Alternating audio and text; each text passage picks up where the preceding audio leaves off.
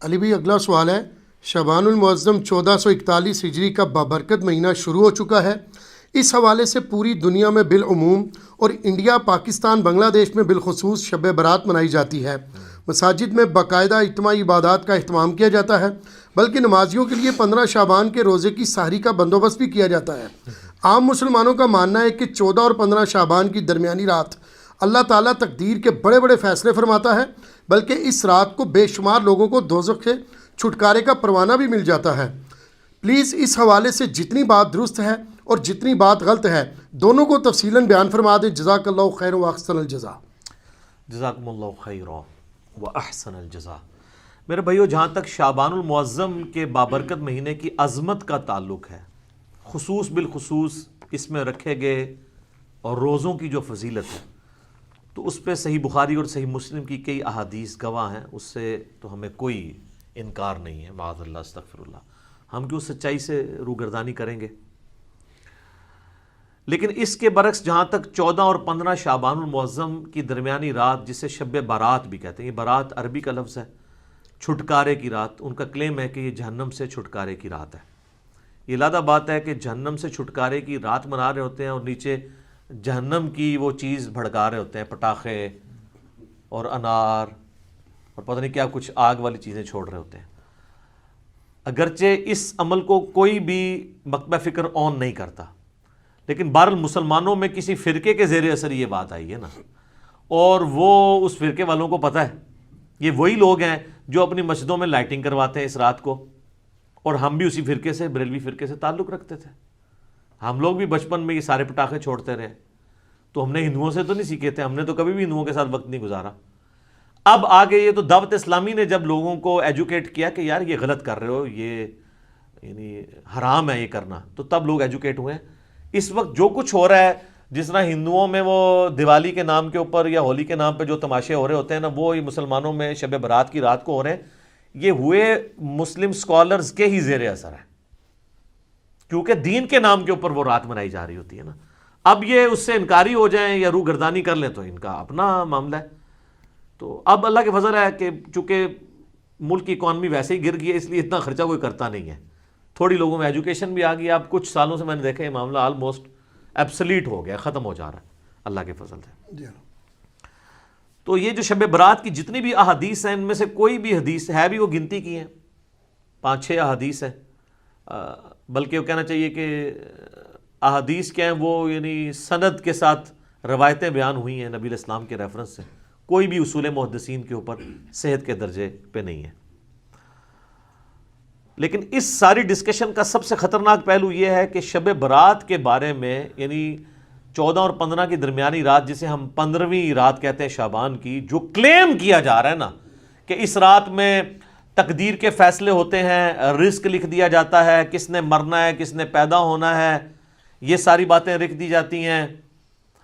یہ سارے کے سارے کلیم، حتیٰ کہ یہاں تک کلیم کیا جاتا ہے جی قرآن 2 دفعہ نازل ہوا ہے، ایک دفعہ لوح محفوظ سے جو ہے وہ پہلے آسمان پہ، اور اس کے بعد پہلے آسمان سے نیچے، وہ کہتے ہیں وہ جو پہلے والا اوپر والا حصہ نازل ہوا ہے وہ بھی اس رات میں ہوا ہے۔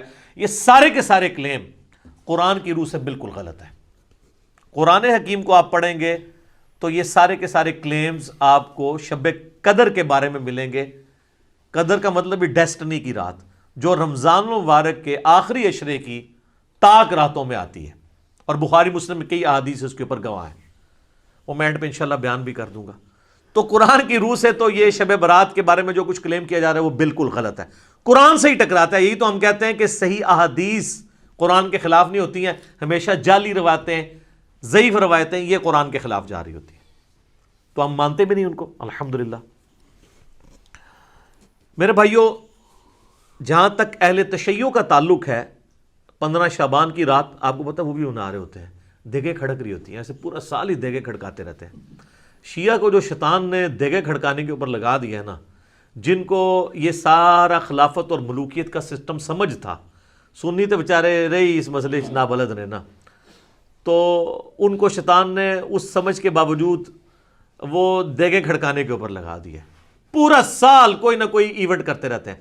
تو آپ کو 15 شعبان میں ادھر بھی دیگیں کھڑکتی نظر آئیں گی، تو آپ سمجھیں گے شاید وہ کوئی سنی شاید یہ کہہ بھی دے کہ سنی شیعہ کا اجماع ہے شب برات پہ۔ وہ شب برات نہیں مناتے، وہ اسے شعبانیہ کہتے ہیں. ان کے نزدیک امام محمد بن حسن عسکری علیہ السلام کی وہ رات ولادت کی رات ہے. جو امام محمد مہدی وہ کہتے ہیں نا روپوش ہو چکے ہیں, وہ کہتے ہیں وہ اس رات پیدا ہوئے تھے, تو وہ ان کا یوم ولادت منا رہے ہوتے ہیں.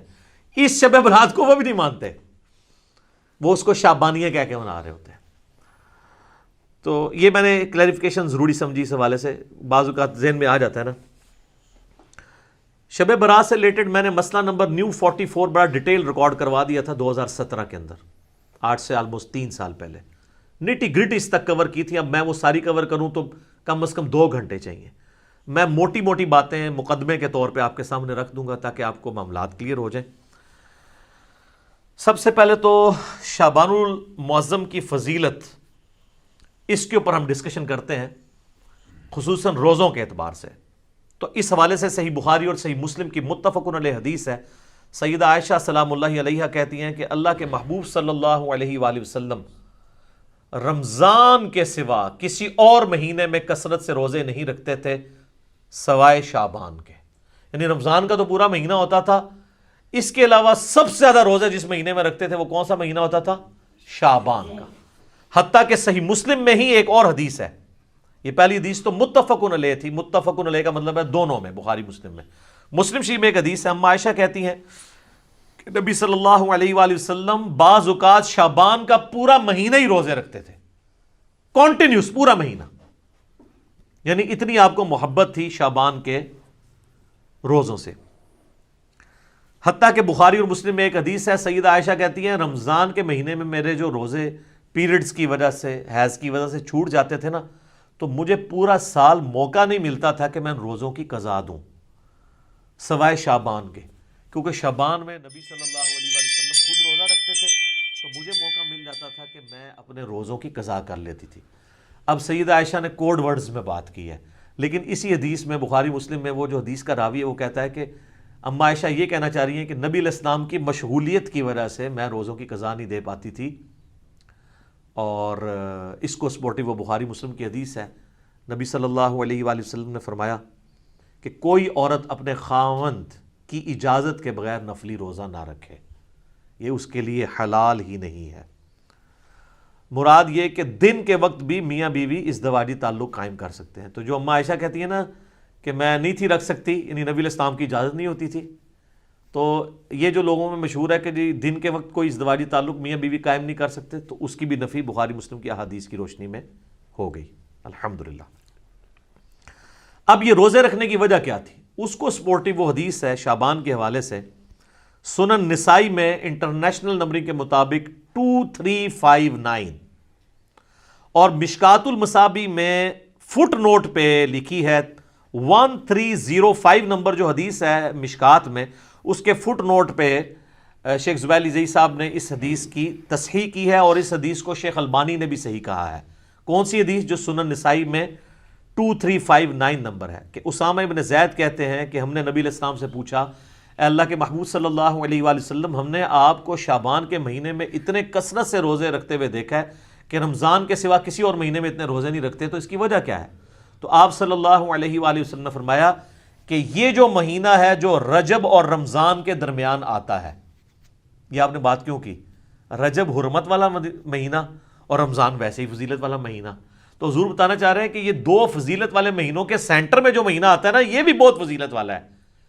یہ جو مہینہ رجب اور رمضان کے درمیان آتا ہے, لوگوں کی اکثریت اس کی عظمت سے غافل ہے, جبکہ یہ ایسا مہینہ ہے کہ جس میں نامہ اعمال اللہ کے حضور پیش ہوتے ہیں, اور میری خواہش ہے کہ جب میرا نامہ اعمال پیش ہو رہا ہو تو میں روزے کی حالت میں ہوں. اچھا, اس سے یہ بات پتہ چل گئی کہ یہ بڑا اچھا موقع تھا کہ اللہ کے نبی کہہ سکتے تھے کہ 15 شعبان کی جو رات ہے نا, شب برات, اس رات میں نامہ اعمال پیش ہوتے ہیں, تو پھر ایک ہی روزہ رکھنا پڑتا. آپ پورا مہینہ رکھ رہے ہیں, کسی بھی وقت پیشگی ہو سکتی ہے. یہ بھی اس بات کو سپورٹو ہے یہ والی حدیث. اچھا, یہ جو نامہ اعمال پیش ہوتے ہیں نا, تو صحیح مسلم میں اور جامعہ ترمذی میں حدیث ہے, نبی علیہ السلام نے فرمایا کہ ہر پیر اور ہر جمعرات کو بھی نامہ اعمال اللہ کے حضور پیش ہوتے ہیں. سال میں پیش ہوتے ہیں شعبان کے مہینے میں, ہفتے میں 2 دن پیر اور جمعرات, حتیٰ کہ مسلم شریف میں حدیث ہے نبی علیہ السلام تو پیر اور جمعرات کا روزہ بھی رکھتے تھے اسی وجہ سے. اور ایک اور وجہ تھی جو مسلم شریف میں ہی آتا ہے, جب پوچھا کہ آپ پیر کا روزہ کیوں رکھتے ہیں تو آپ نے فرمایا فیہ ولدت و فیہ انزل علیہ, اس دن میں پیدا ہوا اور اس دن مجھ پہ پہلی وحی نازل ہوئی. یعنی جشن ولادت مصطفیٰ صلی اللہ علیہ وآلہ وسلم اور جشن نزول قرآن, یہ دونوں نبی علیہ السلام مناتے تھے. صحیح مسلم میں یہ حدیث موجود ہے پیر کا روزہ رکھ کے. تو یہ ہفتے میں 2 دن نامہ اعمال, کون کون سے دن؟ پیر اور جمعرات. اچھا روزانہ بھی نامہ اعمال پیش ہوتے ہیں سر؟ بخاری مسلم دونوں میں حدیث ہے, وہ بڑی مشہور حدیث کہ فجر کے وقت فرشتے آتے ہیں, وہ عصر کے وقت واپس چلے جاتے ہیں, اور عصر والے فجر کے وقت. اللہ پوچھتا ہے میرے بندوں کو کس حال میں پایا؟ تو کہتے ہیں جب گئے تھے فجر پڑھ رہے تھے تو آئے تھے تو عصر پڑھ رہے تھے. دوسرے کہتے ہیں جب گئے تھے تو عصر پڑھ رہے تھے تو آئے تھے تو فجر پڑھ رہے تھے. تو روزانہ بھی 2 دفعہ نامہ اعمال پیش ہوتے ہیں. لہٰذا ان چیزوں کو مکس نہیں کرنا چاہیے. میں ساتھ ساتھ کلیریفائی کر رہا ہوں, آپ دیکھیں آپ کتنے اہم ہیں. پوری کی پوری جو مخلوقات ہیں وہ انسان کی خدمت میں لگی ہوئی ہیں. فرشتے بھی یہی کام کر رہے ہیں کہ اللہ کو رپورٹ کر رہے ہیں کہ تیرا فلاں بندہ یہ کر رہا ہے, یہ کر رہا ہے. یعنی یہ ساری کی ساری انسانیت اللہ تعالیٰ کی یعنی کریشن کا کلائمیکس ہے. لقد خلقنا الانسان فی احسن تقویم. اللہ تعالیٰ نے اس کو بہترین تقویم کے اوپر پیدا کیا ہے, الحمدللہ. اچھا میرے بھائیو, شعبان المعظم سمیت باقی سارے مہینوں میں 11 روزے تو اللہ کے نبی علیہ السلام ان احادیث کے تحت رکھ لیتے تھے. 8 روزے تو بن گئے نا. اگر آپ ایک مہینے میں 4 لگائیں, ہفتے 4 ہی ہوں گے نا, 28 دن ہوں گے تو 4 میں آپ 4 پیر اور 4 جمعرات کتنے ہو گئے؟ 8. اور 3 روزے ایام 20 کے, جب چاند گول ہو جاتا ہے 13, 14 اور 15 چاند کی, ایام 20 کا روزہ اسے کہتے ہیں, جب خوب روشن ہو. یعنی اس کو روشنی کے لیے لفظ 20 کا لفظ استعمال ہوتا ہے. عربی میں کہیں گے تو بعد ہے, بیض بنے گا, اور اردو میں ایام 20. تو وہ 13, 14, 15 کے, اس کو سپورٹیو حدیث ہے بخاری مسلم دونوں میں. سیدنا ابو ہریرہ کہتے ہیں مجھے نبی صلی اللہ علیہ وآلہ وسلم نے وصیت کی تھی 3 کاموں کی. نمبر 1 مہینے میں 3 روزے. نمبر 2 روزانہ اشراق کی نماز, اسی کو چاشت بھی کہتے ہیں, اسی کو دوحہ بھی کہتے ہیں, اسی کو اوابین بھی کہتے ہیں. یہ جو مغرب والی اوابین ہے نا, یہ بابوں کی ہے. تو پھر ہم کیوں نہ عرض کریں کہ مرنے سے پہلے اے مسلمان کر لے اس پہ غور, کتابوں کا خدا اور ہے, بابوں کا خدا اور. مسلم شریف میں اوابین کی نماز چاشت اور اشراق کی نماز کو کہا گیا, توبہ کرنے والوں کی نماز. تو 3 کاموں کی نصیحت کی. نمبر 1 3 روزے مہینے میں. نمبر 2 اشراق کی نماز یا چاشت کی نماز یا دوحہ کی نماز یا اوابین کی نماز روزانہ 2 نفل. اور تیسرا سونے سے پہلے وتر. ویسے افضل تو آخری پہر میں ہے, لیکن جو آخری پہر میں نہ اٹھ سکتا اس کے لیے افضل ہے رات کو سونے سے پہلے وتر پڑھ لے. صحیح مسلم میں حدیث ہے, اما عائشہ کہتی ہے کہ نبی علیہ السلام کم از کم مہینے میں 3 روزے ضرور رکھا کرتے تھے, اور بعض اوقات اس چیز کی بھی پرواہ نہیں کرتے تھے کہ وہ دن کون سے ہیں. یعنی عمومی عمل تو 13, 14, 15 کا تھا, اس کے علاوہ بھی آپ 3 کی گنتی آپ نے پوری کرنی ہوتی تھی اگر کبھی رہ بھی جائیں, لیکن عمومی عمل وہی تھا. اس کو سپورٹیو حدیث سنن نسائی میں ابن عباس رضی اللہ تعالیٰ عنہ کہتے ہیں کہ نبی علیہ السلام سفر میں بھی اور حضر میں بھی ایام 20, 13, 14, 15 کے روزہ نہیں چھوڑتے تھے. یعنی آپ علیہ السلام کو ان روزوں سے اتنی محبت تھی. اور بخاری اور مسلم دونوں میں حدیث ہے کہ مہینے میں 3 روزے رکھنے والا, یہ ایام 20 کے, خواہ وہ 13, 14, 15 کو رکھ لیے جائیں یا کبھی کسی بھی وقت رکھ لیے جائیں, یہ بھی آسانی دے دی ہے. پورے مہینے میں کبھی 3 کی گنتی, چاہے کٹھی پوری کریں, الگ کر کے پوری کریں. بخاری مسلم کے الفاظ ہیں جو یہ 3 روزے رکھ لے گا وہ گویا ایسا ہے کہ اس نے ہمیشہ کے روزے رکھے ہیں. سبحان اللہ, لیکن مشکل ہے یہ کام بھی.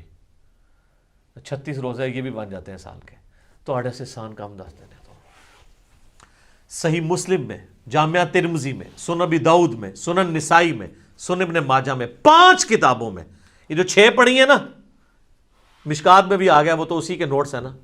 یہ جو آپ کے سامنے 7 کتابیں پڑھی ہیں اس میں سے صرف بخاری کو نکال دیں, باقی ساری کتابوں میں حدیث ہے انکلوڈنگ صحیح مسلم کہ نبی علیہ السلام نے فرمایا جس نے رمضان مبارک کے روزے رکھے اس کے بعد شوال کے 6 روزے رکھ لیے, وہ گویا ایسا ہے کہ اس نے زمانے بھر کے, پورے سال کے, پوری زندگی کے روزے رکھ لیے. الحمدللہ, کتنی بڑی آسانی ہے. اور اس میں یہ بھی شرط نہیں ہے کہ آپ نے 7 ہی شروع کرنے ہیں, اور یہ بھی شرط نہیں کہ ایک ساتھ رکھ لیں باقی بعد میں رکھ لیں. پورے مہینے میں جس وقت مرضی رکھ لیں. ساتھ رکھنے کا یہ فائدہ ہوتا ہے ایک روٹین بنی ہوتی ہے تو رکھے جاتے ہیں. الحمدللہ میں تو جب سے یعنی بالغ ہوا ہوں روزے رکھ رہا ہوں, ہم ساتھ ہی کوشش کرتے ہیں کہ یہ روزے مکمل کر لیے جائیں, تاکہ یہ پورے مہینہ 3 روزے نہیں رکھ سکتے تو یہ 6 روزے رکھ کے تو ہمیشہ کے روزوں کا ثواب کمائیں جی. اچھا یہ بعض لوگ پریشان ہوتے ہیں کہ یار مشقت کم ہو رہی ہے, ثواب زیادہ, یہ کیسے پاسبل ہے؟ سر اللہ تعالیٰ نے نبی علیہ السلام کو ہر طرح کے لوگوں کے لیے پیغمبر بنا کے بھیجا ہے, آسانیاں بھی رکھی ہیں. ایک آپ کو اور بڑی آسانی بتاؤں جو میں اس کو آج فیل کر سک رہا ہوں, میری سالوں روٹین تھی, یہ میں کوئی تکبر کے طور پہ نہیں بتا رہا, صرف سمجھانے کے لیے. فجر سے اشراق تک مسجد میں بیٹھنے کی ایک بڑا پرسکون وقت ہوتا ہے, بندہ اذکار کر لیتا ہے. لیکن جب سے یہ آپ کو پتہ ہے دعوت کے والے سے ازمائش شروع ہوئی ہے تو اب تو یہ امپاسبل ہو گیا. تو ہمارے لیے پھر وہ آسان وظیفہ ہے. صحیح مسلم میں حدیث ہے, سیدہ جویریہ نبی علیہ السلام کی بیوی, نبی علیہ السلام ایک دفعہ, آپ کی بھی عادت تھی, صحیح مسلم شریف میں ہی آتا ہے, آپ علیہ السلام مسجد میں بیٹھے رہتے تھے حتیٰ کہ سورج انتہائی بلند ہو جاتا, اور صحابہ کے الفاظ ہیں کہ آپ مجلس کیا کرتے تھے. میں نے اسی سے اپنی نام مجلس رکھا تھا. مجلس نمبر 1 میں نے حدیث بھی بتائی تھی مسلم شریف کی. اور اس دوران ہم زمانہ جاہلیت کے واقعات کو یاد کر کر کے نا ہنسا کرتے تھے. نبی اسلام ہی ہمارے ساتھ مسکرا دیتے تھے کہ اسی فلانے دربار تے دیگاں چڑھا دے سا. آج کے دور میں, اس وقت بتوں میں چڑھائی جاتی تھی نا, تو حضور بھی یعنی وہ کہتے تھے شکر اللہ نے ہمیں ہدایت دی. تو صحیح مسلم ایک حدیث ہے کہ نبی علیہ السلام ایک دفعہ نماز پڑھ کے, آپ کو کہیں کام تھا, آپ گھر آئے پھر کہیں گئے, تو جاتے وقت آپ نے دیکھا کہ سیدہ جویریہ آپ کی بیوی جو ہے وہ مصلی پہ بیٹھی ہیں. آپ کافی دیر بعد واپس آئے, سورج کافی بلند ہو چکا تھا. تو آپ نے کہا تم صبح سے ابھی تک بیٹھی ہو؟ کہا یا رسول اللہ. فرمایا دیکھو تم صبح سے بیٹھی ہو اور میں نے تمہارے آنے کے بعد 4 کلمات 3 دفعہ پڑھے اور مجھے تم سے زیادہ ثواب مل گیا. ان کو یا رسول اللہ کون سے؟ فرمایا سبحان اللہ وبحمدہ عدد خلقہ ورضا نفسہ وزینت عرشہ ومداد کلماتہ. سبحان اللہ وبحمدہ کے ساتھ یہ 4 کلمات, یہ 3 دفعہ پڑھنے ہیں. صبح شام کے اذکار میں بھی ہم نے ڈالی ہوئی حدیث صحیح مسلم کی, تو مجھے اس سے زیادہ ثواب مل گیا. اچھا مجھے بتائیں, نبی علیہ السلام کوئی نعوذ باللہ سست تھے دعوت کے والے سے, دین کی پریکٹس کرنے کے والے سے؟ تو اگر حضور علیہ السلام کو یہ ثواب مل رہا ہے تو مجھے آپ کو کیوں نہیں ملے گا؟ Point to be noted. وہ تو ڈیڈیکیٹڈ تھے نا دین کے لیے, وقف تھے نا, اللہ کے پیغمبر تھے.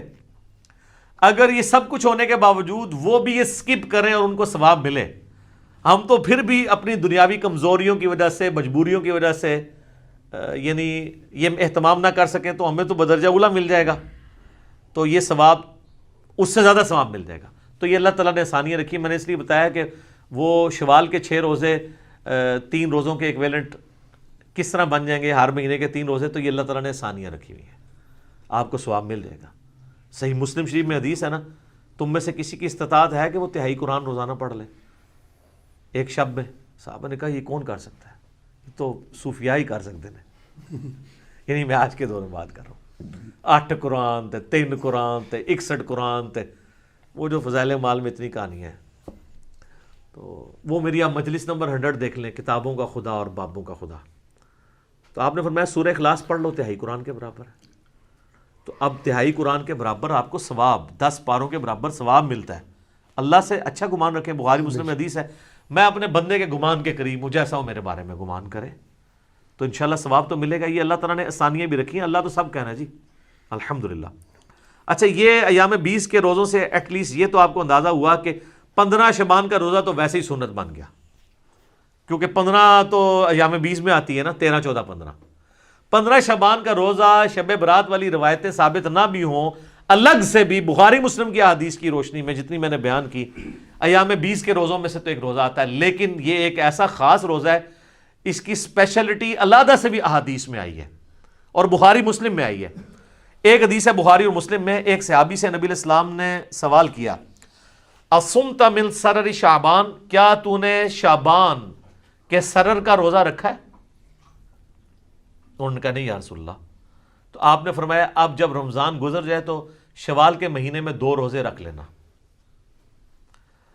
اچھا یہ سرر کا جو لفظ استعمال ہوا ہے نا, اس کا معنی عربی میں کنارہ بھی بنتا ہے, اردو میں بھی آپ سرا, سرر, اور سینٹر بھی بنتا ہے.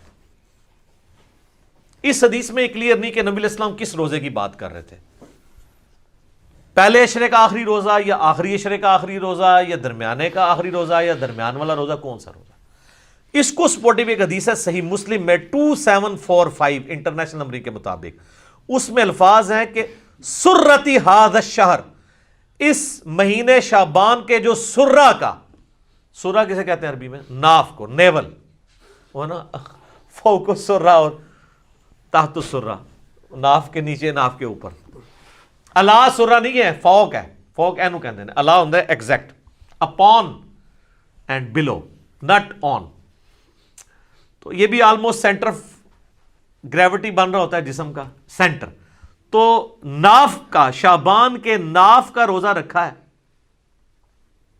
تو اچھا یہ لفظ جو ہے نا وہ کھوکھلی چیز کے لیے بھی استعمال ہوتا ہے، اس لیے سینٹر کے لیے بھی استعمال ہوتا ہے، تو وہ جو کسی ایک چیز کو اندر سے ہالو کیا جائے وہ بھی سینٹر بن رہا ہوتا ہے، تو اس سے 15 شعبان کا روزہ ہی ثابت ہوتا ہے، اور اس میں میرا تفرد نہیں ہے، اہل سنت میں ایک بہت بڑا ایک مکتب فکر جو اہل حدیث سے نکلا ہے، جماعت المسلمین والے، وہ تو اس روزے کو واجب کہتے ہیں، ہم اسے واجب نہیں سمجھتے، سنت ہے، وہ کہتے ہیں وہ جو نبی علیہ السلام نے کہا تھا اگر چھوٹ کے تو 2 رکھنا، تو ہم کہتے ہیں وہ تو خاص لوگوں کے لیے آپ نے فرما دیا، امت کے لیے عام نہیں فرمایا، امت کے لیے نہیں، ان کے لیے، وہ تو نابینے کو بھی بخاری مسلم میں آتا ہے، آپ نے کہا تھا اذان کی آواز آتی ہے نماز مسجد میں ہی پڑھنی ہے، ہمارے لیے حدیثیں ہیں کہ خوف، بارش، کرونا جو بھی ہو اجازت ہے، ہمارے لیے ذرا آسانی ہے، ڈیفرنٹ ہے۔